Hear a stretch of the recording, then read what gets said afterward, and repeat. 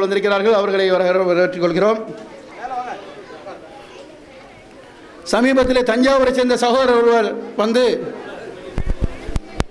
தாங்கள் மண்டபத்தில் திருமணம் நடத்தியதாகவும் தப்தர் வரும் தாகி வரமாட்டார் என்று சொன்னதாக சொன்னார்கள். அந்த தீர்ப்பு சரியில்லை என்பதற்கு அதை எங்கே தீர்ப்பு வழங்கியிருக்கலாம் தீர்ப்பை எடுத்து அவரை காட்டினேன். முன்னுக்கு பின் முரணான தீர்ப்பது. ஆகவே நீங்கள் மனசாட்சியை கேட்டு நடந்து கொள்ளுங்கள் என்று நான் சொன்னேன். திருமண விருந்தான வலிமாவை பொறுத்தவரையில் மார்க்கத்தில் ஒரு வரையறை இல்லை. அவ்வாறு ஒரு வரையறை வைக்க முடியாத நெருடலான விஷயம் என்று அந்த தீர்ப்பில் அவர்கள் கூறியிருக்கிறார்கள். அப்போ மார்க்கத்தில் வரையறை என்ன சொன்னால் அல்லாஹும் அல்லாஹ்வுடைய தூதரும் அளித்த தீர்ப்பு அது. அந்த தீர்ப்பு நமக்கு அதிருப்தி அளிக்கக்கூடாது. அதிருப்தி அளித்தால் திருமறை குர்ஆன் சூரத் நிசாவில் 4வது அத்தியாயம் 20வது வசனம் என்று நினைக்கிறேன், 65வது வசனம். அதில் யாருக்கு அல்லாஹும் அல்லாஹ்வுடைய தூதரும் தீர்ப்பு அளித்த பிறகு அதில் அதிருப்தி ஏற்படுகிறதோ அவர்கள் முழுமையான முஃமின்கள் அல்ல என்று அல்லாஹ் ஜல்ல தஆலா கூறியிருக்கிறார் என்பதை எடுத்து காட்டி, ஆகவே வரையறை என்பது நெருடல் என்றால் அவர்கள் பரிசீலிக்க முடிவு நீங்கள் எடுத்துக்கொள்ளுங்கள் என்று சொன்னேன். ஏழையுடைய திருமணமாக இருந்தாலும் வசீர் திருமணம் இருந்தாலும் ரசூல் ஸல்லல்லாஹு அலைஹி வஸல்லம் காலத்தில் வழிகாட்டுதல் இருக்குது. நாம் அதைத்தான் பின்பற்றணும். ஆய்வு விஷயத்தில் 300 கலம் அல்லது 300 பேர் 80 கலம் என்றெல்லாம் சொல்லிக் கொள்கிறார்கள்.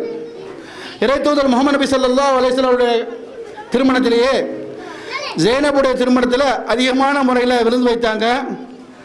அதில் ரசூல் ஸல்லல்லாஹு அலைஹி வஸல்லம் என்ன உத்தரவு செய்கிறாங்க, நீங்கள் சென்று பார்ப்பவர்களை தான் அழைத்து வாருங்கள் என்று தான் உத்தரவிட்டார்கள் ஒழிய 300 பேரை கூட்டு வாருங்கள் என்று சொல்லவில்லை. அழைத்து வந்த பிறகு கேட்டார்கள், இன்னும் பாக்கி இருக்கின்றதா என்று கேட்டார்கள். எல்லோரும் வந்து விட்டார்கள் அவ்வளோதான் சொன்ன பிறகு அவங்க என்ன செய்யாங்க, நிறைய செஞ்சாங்க. அதில் 300 சொல்லியோ வரையறைக்கல. ஆகவே வரையறை என்பது கிடையாது. இறைத்தூதர் முஹம்மது நபி ஸல்லல்லாஹு அலைஹி வஸல்லம் அவர்கள் தொழுகையில் சஜிதாவுக்கு செல்லும் பொழுது கால்களை ஊன்றார்கள், கைகளை ஊன்றுங்கள், கைகளை ஊன்றுங்கள், ஒட்டகத்தை போல் கால்களை ஊன்றார்கள் என்று சொன்னார்கள். 1400 ஆண்டுகளுக்கு முன்பாக உள்ள இந்த ஹதீஸ். ஒட்டகம் நம்ம ஆடு மாடு வச்சுக்கிடுவோம். ஆடு மாடு எப்படி ஊன்றும், முதல்ல காலை ஊனும், அதுக்கு பிறகு தான் செய்ய மற்ற ஊனும். அப்போ நம்முடைய பார்வையில் அந்த ஹதீஸ் முரண்பாடாக தெரியுது. இப்னு கய்யிம் போன்ற அறிஞர்கள் எல்லாம் அந்த ஹதீஸை பார்த்துவிட்டு இது சரியான ஹதீஸு, ஆனால் ஏதோ ஒன்று நமக்கு தெரியவில்லை, புலப்படவில்லை என்று சொன்னார்களே தவிர அறிவுக்கு புலப்படவில்லை என்று அந்த ஹதீஸை தள்ளுபடி செய்யவில்லை. ஆனால் இந்த விளக்கம் எப்பொழுது கிடைக்கிறது? விளக்கம் அல்லாஹ் ஜல்ல ஷானஹு எந்த ரூபத்திலையும் கொண்டு வருவாங்க. 1988ஆம் ஆண்டு தினமணி பத்திரிகை வார இதழ் வெளியிடுகிறது. அதில் ஆடு மாடுகளுக்கு எது கை எது கால், நாமெல்லாம் என்ன சொன்னோம் 4 கால்னு சொல்கிறோம், 4 கால் மிருகம்னு சொல்கிறோம். அதுக்கு ஆய்வாளர் அந்த 88ல் விளக்கம் கொடுக்குறாரு. ஆடு மாடுகளுக்கு முன்பகுதியில் உள்ளதுதான் கால், பின்பகுதியில் உள்ளது கை என்று விளக்கம் கொடுக்கிறார். நாம் சொறி எடுத்தால் என்ன செய்வோம்னா கையால் சொறிவோம். ஆடு மாடுகளுக்கு சொறித்தான் இந்த பின்னங்கால் கல் சொல்ல முடியாது, அதாவது தான் சொரியும். கை என்பதற்கு அவர் வைக்கிற ஆதாரம் ஒன்று. 2வது, கை என்பது இப்படி மடங்கும், கால் என்பது பின்பக்கமாக மடங்கும். அப்போ ஆடு மாடுகளுக்கு முன்பகுதி உள்ளது பின்பக்கமாக தான் கால், பின்பகுதியில் உள்ளது இப்படி வரும், அதுதான் கை. இவ்வளோ விளக்கம் சொன்ன பிறகு தான் இறை தூதர் முஹம்மது நபி ஸல்லல்லாஹு அலைஹி வஸல்லம் அவர்கள் 1400 ஆண்டுகளுக்கு முன்னால் கூறிய அந்த ஹதீஸ் நமக்கு விளக்கமாக கிடைக்கிறது. ஆக விளங்குவது, விளங்கி தீர்ப்பளிப்பது என்பது காலத்துக்கு காலம் தீர்ப்புகள் மாறுபடலாம், தீர்ப்புகள் முன்னுக்கு பின் முரணாக அமையலாம். தீர்ப்பு எது சரி என்பது ஒவ்வொரு மூமினும் ஆய்வு செய்ய வேண்டிய கடமை இருக்கிறது. அதுபோலவே இந்த அடிப்படையில் தான் நாம் இந்த திருமணத்தில் ஆய்வுகளை செய்து தான் நம்ம நிகழ்ச்சிகளை ஒவ்வொன்றையும் செய்கிறோம். என்னால் என்ற ஆய்வுகள் மார்க்க அறிஞரோடு கலந்து பேசுவோம். ஒவ்வொரு அறிஞரும் ஒவ்வொரு மொழிபெயர்ப்பை சொல்லுவாங்க. இந்த திருமண பத்திரிகையை தயாரிக்கும் பொழுது ஒரு ஹதீஸ், என்ன ஹதீஸு, யாருக்கு பாத் தகுதி அதாவது இருக்கிறதோ அவர் திருமணம் செய்து கொள்ளட்டும் என்பதற்கு உள்ள ஹதீஸுக்கு பெரிய பெரிய ஒவ்வொரு அறிஞரும் ஒவ்வொரு விதமான மொழிபெயர்ப்பு செய்திருக்கிறார்கள். அப்போ எல்லா என்னோட பத்திரிகை தயாரிப்பு செய்யும் பொழுது வாஹித் அவர் தாமுக வாஹித் அவர்கள் இருந்தார்கள். இருந்து கொண்டு அவர் தன்னுடைய கருத்தை அதாவது என்னுடைய மொழிபெயர்ப்புக்கு அவர் மாற்றுக்க சொல்லியிருந்தார். அப்போ நான் சொல்லுவேன், லெட்டர் எடுத்து பெரிய பெரிய அறிஞர்களை எடுத்த மொழிபெயர்ப்புலாம் எடுத்து காட்டிட்டு எல்லாருடைய மொழிபெயர்ப்பு நீங்கள் சொன்ன மாதிரி தான் இருக்குது, அதற்காக நான் அதே போடணும்னு சொல்லி எனக்கு கட்டாயம் கிடையாது. ஏன்னா சொல்லக்கூடிய விஷயத்தை செவிதாழ்த்தி கேட்டு நல்லதை எடுத்து நடக்கக்கூடிய மக்களுக்கு நபியை நன்மானையம் கூறுவாராக. நான் குறிப்பிட்ட மூலைகளுடைய உரையை தான் கேட்பேன், இவங்களுடைய உரையை கேட்க மாட்டேன் என்பது என் நிலை கிடையாது. எங்கு வாய்ப்பு கிடைத்தாலும் எல்லாருடைய உரைகளையும் எல்லா மூலைகளுடைய உரைகளையும் கேட்பேன். அதில் எது எனக்கு சரி என்று படுகிறதோ அதை நான் ஏற்றுக்கொள்வேன். சமீபத்திலே முஹிதீன் பள்ளிவாசலிலே இமாமர்கள் பயன் செய்யும் பொழுது பரக்கத்திற்கு விளக்கம் கொடுத்தார்கள். சந்தோஷமாக இருந்தது. அவர் வேறொரு அணியில் இருப்பதால் அதை நான் ஏற்றுக்கொள்ள மாட்டேன் என்று சொல்லக்கூடாது. சந்தோஷமாக இருந்தது. இவ்வளோ பரக்கத் என்று சொன்ன வார்த்தைக்கு அந்த மொழியிலிருந்து மொழிபெயர்ப்பு செய்யவே முடியாது. அரபி மொழியிலிருந்து தமிழ் மொழிக்கு மொழிபெயர்ப்பை செய்ய முடியாது விளக்க சொல்லி ரசூல் ஸல்லல்லாஹு அலைஹி வஸல்லம் பரக்கத் என்று சொன்னால் நம்ம அந்த வார்த்தையை உபயோகப்படுத்தணும். ஆஃபியா என்று சொன்னால் அந்த வார்த்தையை உபயோகப்படுத்தணும். சுபஹான என்று சொன்னால், ரஹமத் என்று சொன்னால் அதற்கு நேரடி மொழிபெயர்ப்பு இல்லை என்று அவர்கள் வாதத்தை வைத்தார்கள். அதில் என்னால் மறுக்கவே முடியாது. யார் சொன்னாலும் உண்மையை ஏற்றுக்கொள்ள வேண்டும். யார் சொன்ன தீர்ப்பை நாம் உண்மை இருந்தால் ஏற்றுக்கொள்ள வேண்டும். ஆக இந்த ஹதீஸை பொறுத்தவரையில் மட்டும் நான் சொல்லி நிரூபிக்கிறேன். அந்த ஹதீஸில் பாத் என்பதற்கு மக்களால் பெரிய அறிஞர்கள் என்று நம்பப்படும் அவரை என்ன மொழிபெயர்த்துக்கான்னு சொன்னால், பராமரிப்பு செலவுக்கு யாருக்கு வசதி இருக்கிறதோ அவர் தான் திருமணம் செய்து கொள்ள வேண்டும் என்று மொழிபெயர்ப்பு செய்திருக்கிறார். அந்த மொழிபெயர்ப்பு தான் சரி என்று வாதிட்டார்கள். அப்போ நான் சொன்னேன், ரசூல் ஸல்லல்லாஹு அலைஹி வஸல்லம் சபையில் ஒரு பெண் இருந்து என்னை நான் அர்ப்பணிக்கிறேன் சொல்கிறார்கள். ரசூல் ஸல்லல்லாஹு அலைஹி வஸல்லம் தலையை குனிந்த பிறகு ஹாஜா நாயகம் திருவச்ச ஜமாத்தார்கள் வந்துவிட்டார்கள். இன்ஷா அல்லாஹ் நிக்காஹ் நடைபெற இருக்கிறது. இந்த ஹதீஸோட இப்போ சொல்லி முடிச்சிடுறேன். அப்புறம் ரசூல் ஸல்லல்லாஹு அலைஹி வஸல்லம் சொல்கிறாங்க, அவன் அமைதியாக இருக்கும் பொழுது ஒரு சஹாபி எழுஞ்சி எனக்கு அந்த பெண்ணை திருமணம் செய்து வைங்கன்னு சொல்லும் பொழுது ரசூலுல்லா என்ன கேட்டாங்க, மகர் இருக்கிறான்னு கேட்குறாங்க. மகருக்கு என்ன வைத்திருக்கிறாய்? அவர் உடுத்த வேஷ்டியை தவிர எதுவும் இல்லைன்னு சொல்கிறாரு. வீட்டில் போய் பார்த்து வர எதுவும் இல்லை. சுருக்கம் வந்துடுறேன். கடைசியில் குர்ஆன் ஆயத்தை அவர் தெரிஞ்ச ஆயத்தின் அடிப்படையில் ரசூல் ஸல்லல்லாஹு திருமணம் செய்து வைக்கிறாங்க. அவருக்கு உடுத்த வேட்டியை தவிர வேறு எதுவுமே இல்லை. அப்போ ரசூல் ஸல்லல்லாஹு அலைஹி வஸல்லம் இந்த இடத்தில் அவருக்கு பராமரிப்பு என்ன சொல்லணும், பாத் என்பதற்கு பராமரிப்பு செலவுன்னு சொன்னால் உனக்கு உடுத்த வேட்டிக்கு மறு வேட்டி இல்லைப்போ என்ன திருமணம் கேட்டிருக்கணும். அப்போ இங்கே ரசூல் ஸல்லல்லாஹு அலைஹி வஸல்லம் திருமணம் செய்து வைக்கிறார்கள். எந்த அடிப்படையில்? அல்லாஹ் ஜல்ல சொல்கிறான், நீங்கள் வயது வந்தவர்களை திருமணம் செய்து வைங்க, அல்லாஹ் என்ன செய்வான், அவர்களை வறுமையை நீக்குவான்னு சொல்கிறான். ஆக பாத் என்பதற்கு என்னன்னு சொன்னால் இல்லறம் செய்ய தகுதியுடையவர்கள் என்பது என்னுடைய கருத்தாக இருந்தது. அதைத்தான் நான் என்னுடைய பத்திரிகையில் போட்டுறேன் என்று கூறிக்கொண்டு, நபிகள் நாயகம் ஸல்லல்லாஹு அலைஹி வஸல்லம் அவருடைய வாக்கின்படி அவர் காட்டி தந்த வழியிலே வரதட்சணையை ஒழித்து சீர் சம்பிரதாயங்களை மறுத்து நடைபெற்று கொண்டிருக்கக்கூடிய இந்த எழுச்சி திருமணத்திற்கு வரையிருந்துள்ள அனைவரையும் வரவேற்று கொண்டு எனது உரையை ஆரம்பம் செய்கின்றேன். இஸ்லாம் பெண்களுக்கு எத்தனையோ விதமான உரிமைகளை வழங்கியிருக்கிறது.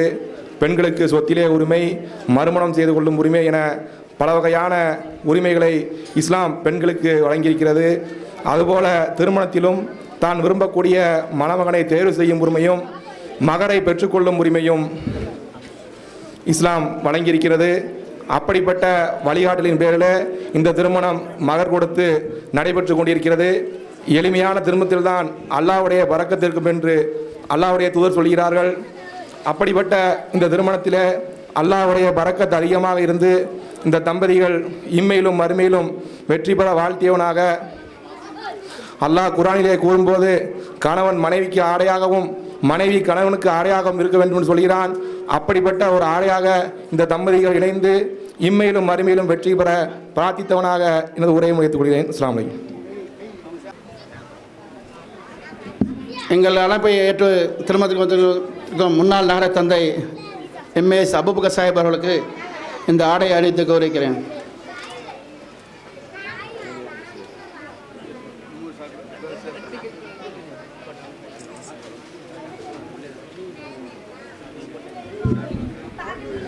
அடுத்தபடியாக வாழ்த்துறை வழங்குவதற்காக தமிழ்நாடு முஸ்லீம் மன்றத்தினுடைய நெல்லை கிழக்கு மாவட்ட செயலாளர் சகோதரர் அப்பாஸ் கில்மி அவர்களை அழைக்கிறோம். இங்கே இருக்கிற எல்லாரும் மீதும் அல்லாஹ்வுடைய அருள் உண்டாட்டும் என்று கூறிக்கொண்டு நான் என்னுடைய ஆரம்பிச்சுகின்றேன். எல்லா சமூகத்திலையும் திருமணம் முடிக்கிறாங்க. ஆனால் மற்ற இஸ்லாமிய சமூகத்திலையும் நம்ம திருமணம் முடிக்கிறோம். ஆனால் மற்ற சமூகத்தை சொல்லுவாங்க திருமணம்ங்கிறது சொர்க்கத்தை நிச்சயிக்கப்படுதுன்னு சொல்லுவாங்க. ஆனால் இஸ்லாத்தை பொறுத்த வரைக்கும் திருமணங்கிறது ஒரு ஒப்பந்தம் தான், அக்ரிமெண்ட்டு. எப்படி நம்ம ஒரு கம்பெனியில் போய் வேலைக்கு சேர்றோமோ அப்படி வேலைக்கு சேரும்போது அந்த கம்பெனியுடைய சம்பளங்கள் நமக்கு பிடித்திருந்தால், பணி பிடித்திருந்தால் நம்ம வேலை பார்ப்போம். அதே போல் முதலாளிக்கு உங்களுடைய ஒர்க்கு பிடித்திருந்தா, உங்கள் நன்னடத்தை பிடிச்சிருந்தா வச்சிருப்பார். எப்போ முதலாளிக்கும் தொழிலாளிக்கும் இடத்துல பிரச்சனை ஏற்படுதோ அப்போ அந்த ஒப்பந்தத்தை முடிச்சுட்டு நம்ம யாரும் விடைபெற்றுக் கொள்ளலாம்.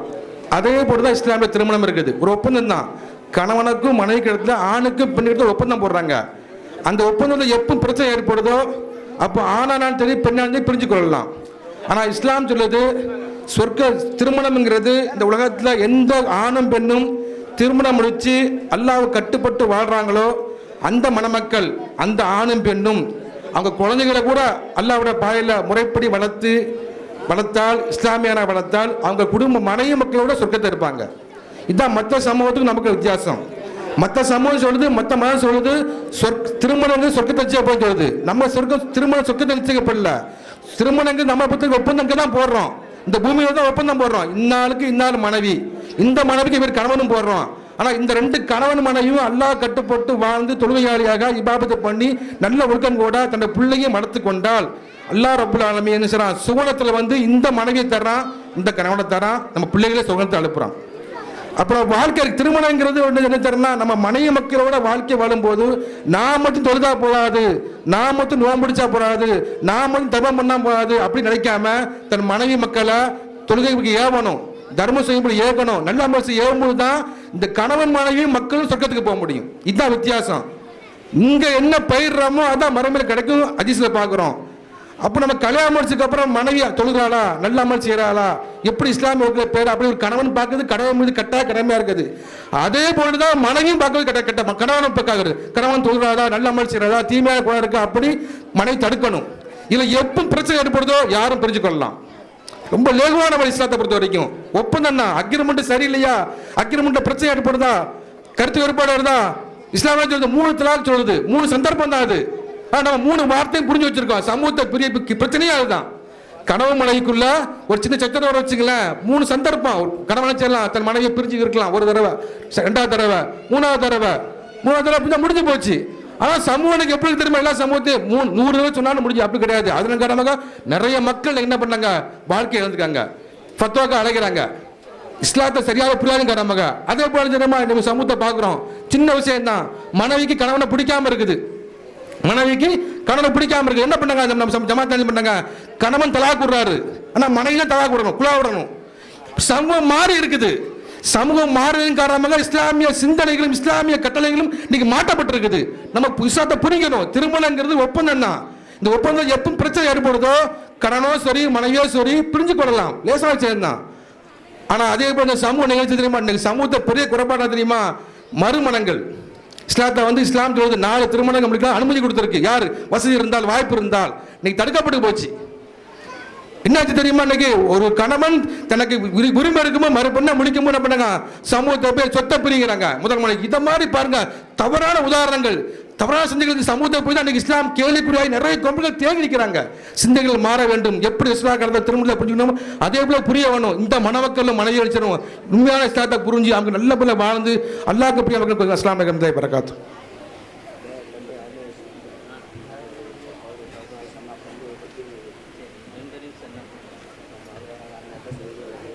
அடுத்தபடியாக மனித மக்கள் கட்சி மாவட்ட செயலாளர் பிளத் இஸ்மாயில் உரையாற்றுவார்கள். முன்னதாக நமது அழைப்பை ஏற்று வருகைத்துள்ள மாண்புமிகு முன்னாள் அமைச்சர் டிபிஏ மைதீன்கான் அவர்களுக்கு தமுக மாவட்ட பொருளாளர் அலிஃப் மீரான் அவர்கள் ஆடை அணிவித்து கௌரவிப்பார்கள்.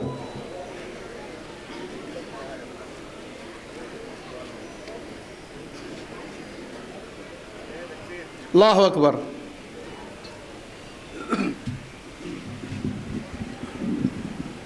நிறையுடைய வாழ்வழித்து நெடுநிலம் காப்பதற்கு மறைதந்த இறைவனுக்கு மாபெரும் புகழனைத்தும் தமிழ்நாடு முஸ்லிம் முன்னேற்றக் கழகத்தினுடைய ஆரம்பகால தடகர்த்தாக்களிலே ஒருவரான இந்த மண்ணிலே ஆரம்ப காலங்களிலே இந்த ஏகத்துவ சிந்தனையை நிலைநாட்டுவதற்காக பாடுபட்ட சகோதரர்கள் மூத்த முன்னோடியாக விளங்கக்கூடிய மரியாதைக்குரிய அண்ணன் KA முகமது ஃபலுல் இலாஹி அவருடைய இல்ல திருமண விழாவிலே கலந்து கொண்டு வாழ்த்துறை வழங்க வருகை தந்துள்ள தமிழ்நாடு முஸ்லிம் முன்னேற்றக் கழகத்தினுடைய மாநில தலைவர், இளைய தலைமுறையின் எழுச்சிமிகு வழிகாட்டி மௌலவி JS ரிஃபாய் அண்ணன் அவர்களே, மாநில துணைத் தலைவர், சமுதாயத்திலே பல்வேறு பொறுப்புகளிலே அங்கம் வகித்தவர், பல்லாண்டு காலமாக அநியாயமாக சிறையிலே இருந்து இன்றைக்கு விடுதலையான பின்பு தமிழ்நாடு முஸ்லிம் முன்னேற்றக் கழகத்தினுடைய இளைஞர்களை விட ஆர்வமாக செயல்படக்கூடிய தளபதியாக செயல்பட்டு கொண்டிருக்கக்கூடிய எங்களுடைய மாநில துணைத் தலைவர் மரியாதைக்குரிய அத்தா குணங்குடி RM அனிபா அவர்களே,